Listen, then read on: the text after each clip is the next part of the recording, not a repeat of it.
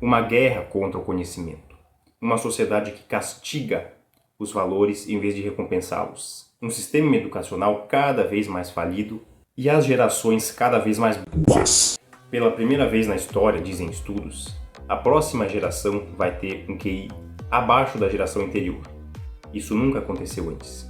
Nenhuma vez na história se viu esse fenômeno. Santos e filósofos praticamente não existem mais desde os tempos antigos. E nesse vídeo eu vou te ensinar como é que tu vai driblar tudo isso. Primeiro lugar e mais importante de tudo, eu já vou chegar com os pés no peito. Tu tem que se importar o mínimo possível ou até rejeitar a aprovação social. Porque nós, meus amigos, nós estamos em um momento histórico onde quanto mais bom tu é, mais tu é destruído. Mais as pessoas te desprezam. Nós vivemos uma época de profunda inveja. Vocês já viram um vidro cheio de caranguejos? Quando um deles tenta sair, o outro pega na perna daquele que está saindo e puxa de volta. Assim é o mundo hoje, principalmente o Brasil. Porque a inveja, galera, ela age de uma forma silenciosa. Né? A pessoa não sabe que aquilo é inveja, ela não percebe que aquilo se enquadra no conceito de inveja, mas aquilo dói. A pessoa vê o sucesso da outra pessoa e ela sente raiva daquilo, ao invés de ficar feliz pela pessoa. Porque na consciência dela, lá no fundo, ela sabe que ela não está fazendo o que ela deveria estar fazendo. E isso é epidêmico. E além disso, tu não vai perder o teu tempo com o sistema educacional brasileiro. Ele está fazendo assim, ó. O mundo todo está fazendo assim desde a criação do diploma universitário, né? Mas eu já chego nessa parte, ó.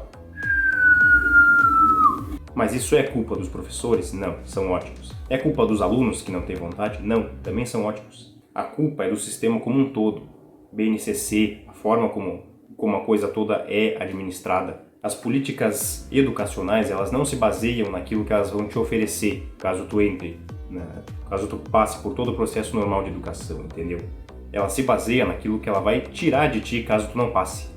O ponto que eu quero chegar aqui é: tenha independência intelectual.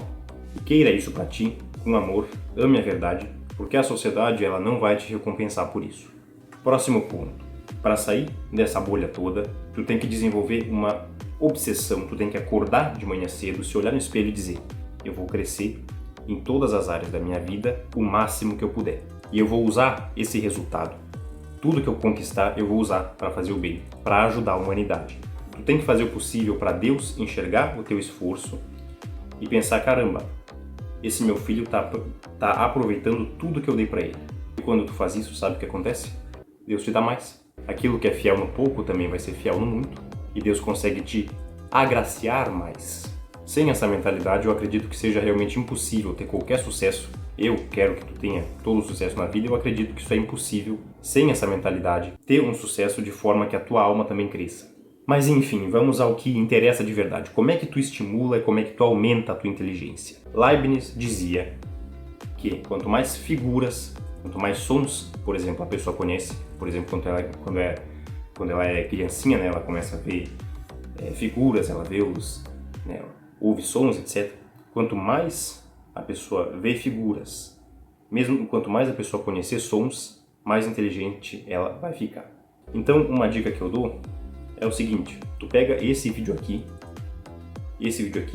e tu vê ele de novo, todo de novo, umas 10 vezes, até tu decorar todas as minhas falas aqui. Aí tu vai fazendo isso com outro e outro.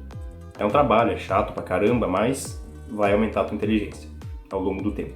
E quem disse isso primeiro foi Leibniz, que foi, depois de Aristóteles, foi um dos homens mais inteligentes que já pisou no Ocidente. Mas não é só isso que tu pode fazer. Tu vai fazer também um adestramento do teu imaginário, que é o quê?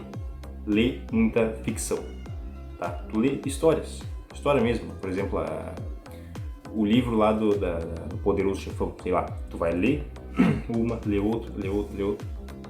Literatura boa, tá? Não adianta tentar fazer isso lendo porcaria. Tem que ser histórias boas, histórias renomadas, histórias que agreguem na tua vida. E tu vai lendo, tu vai fazendo isso. Isso serve para quê? A leitura, o entender o que tu tá lendo vai ser uma coisa muito mais fácil para ti, quanto mais tu pratica isso. E tu começa com histórias de ficção justamente porque é uma coisa mais acessível para tua imaginação. O objetivo disso é exercitar a imaginação para depois tu conseguir montar na tua cabeça conceitos mais complexos, coisas mais abstratas, filosofia, entendeu? Leituras complexíssimas. Tu precisa ter uma imaginação bastante fértil para conseguir ler esses negócios.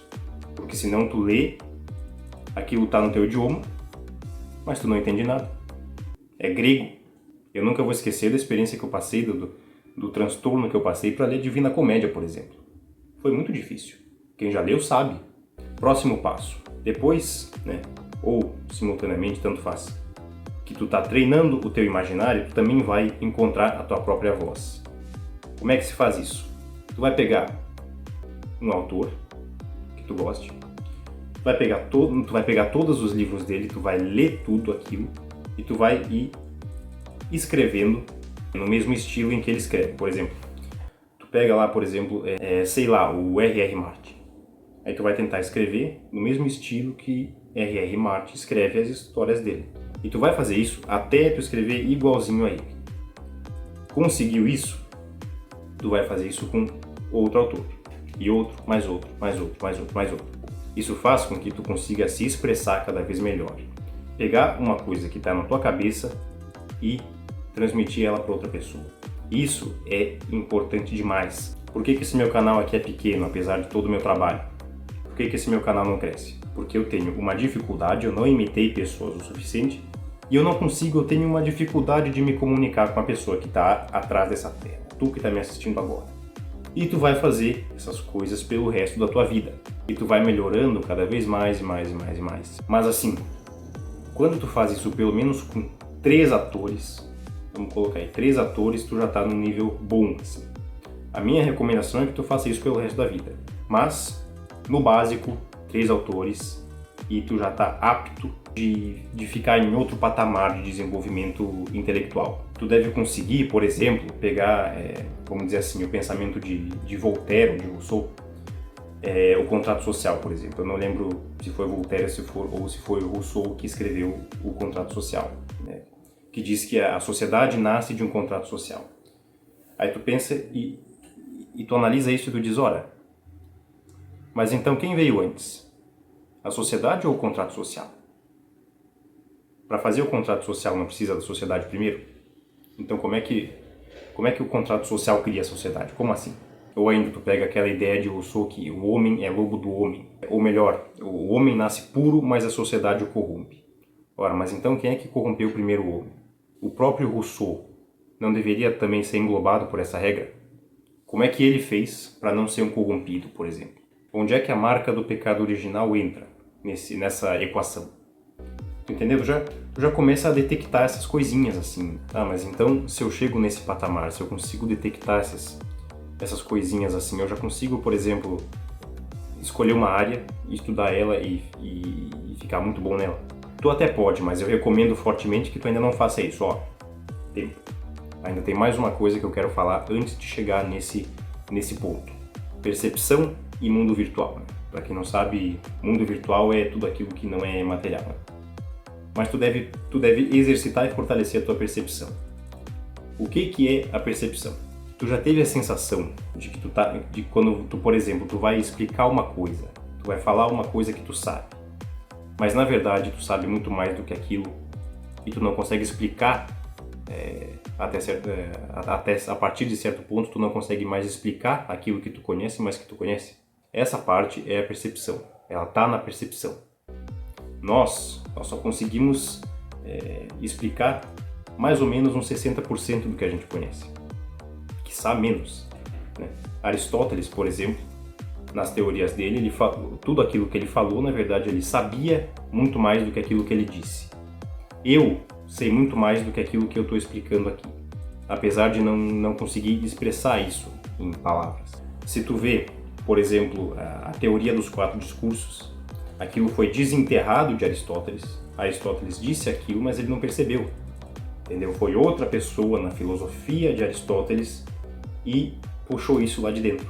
O professor Olavo de Carvalho, que foi quem criou essa teoria, ele fez um raciocínio lógico em cima da filosofia de Aristóteles e encontrou a teoria dos 4 discursos. Mas essa teoria, ela já estava na percepção de Aristóteles, apesar de ele não ter dito aquilo. E como é que tu faz para fortalecer a percepção? Um exercício bom. Tu vai num descampado, vai numa grama, tu deita no chão e tu fica ali sentindo a tua existência no universo. Né? Tu sente o mundo, tu sente o chão, né? Tu sente o vento, as coisas todas em volta de ti. O universo inteiro te rodeando. Isso fortalece a percepção. Tu consegue entender melhor as coisas. Outro exercício muito eficaz também é você se deitar e tu pega uma imagem tu olha bem uma imagem do esqueleto humano, né? Aí tu se deita e tu imagina todas as tuas articulações, uma por uma, elas se afastando um pouco, né? Se afastando um pouquinho assim. E tu faz isso de todos os ossos da cabeça até a ponta dos pés. Pode parecer uma coisa bem boboca, né? Mas se vocês fizerem, vocês vão ver o efeito que isso gera. Tu consegue perceber mais o mundo virtual. Tu consegue ter um horizonte de consciência muito maior.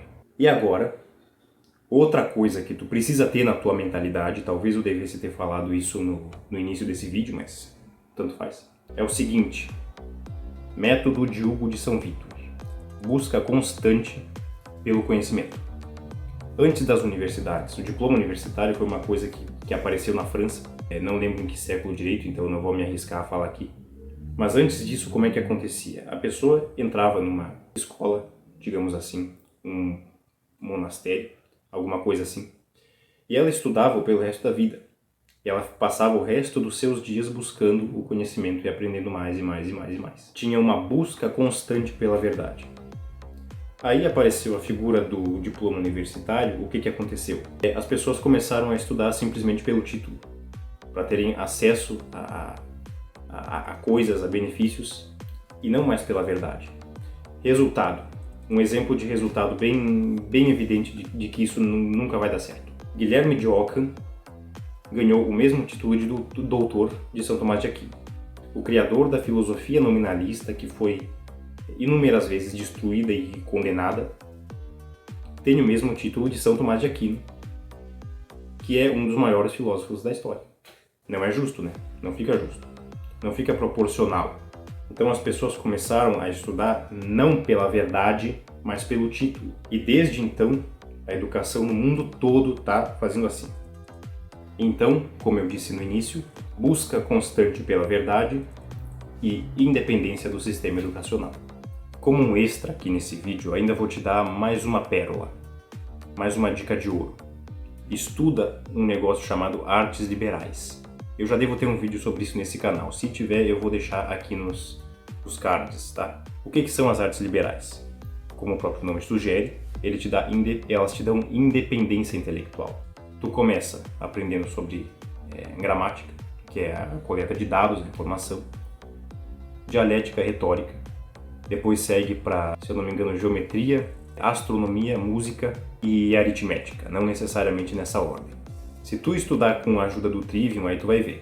Ele foi o método de educação que foi usado para ensinar os maiores filósofos que já pisaram na Terra. Para finalizar esse vídeo, que já deve ter ficado grande pra caramba, mas fica mais um pouquinho, senão tu vai perder uma coisa muito importante. Eu, pessoalmente, gosto de separar o conhecimento entre filosófico, científico e técnico. Eu vou ter que fazer um outro vídeo para explicar sobre isso, senão vai ficar gigantesco isso aqui. Não vai dar tempo, são conceitos complexos, tá? E, antes de tu se aventurar a ler coisas contemporâneas, muito filosóficas assim de hoje em dia, científicas, a minha recomendação é que tu conheça pelo menos 3 idiomas diferentes, a teologia mística de pelo menos 3 religiões diferentes e a obra ou pensamento de pelo menos 3 filósofos diferentes. Aí tu pode se aventurar a ler aí Karl Marx, Foucault, René Guénon, Einstein, Newton e companhia limitada, para conhecer o pensamento desses caras com uma perspectiva certa, sem julgamento, sem aquela coisa de pensamento crítico que tentam colocar na nossa cabeça, que a gente tem que ler as coisas tentando criticar aquilo o tempo todo, mesmo antes de conhecer. Primeiro tu conhece, depois tu critica. E fazendo dessa forma, tu vai ler as coisas com uma perspectiva límpida, imparcial e conseguindo diferenciar aquilo que tu acredita, os teus valores, as coisas que tu preza, das coisas que tu tá lendo. e depois disso tu consegue decidir o que tu absorve e o que tu rejeita. E é isso, até o próximo vídeo.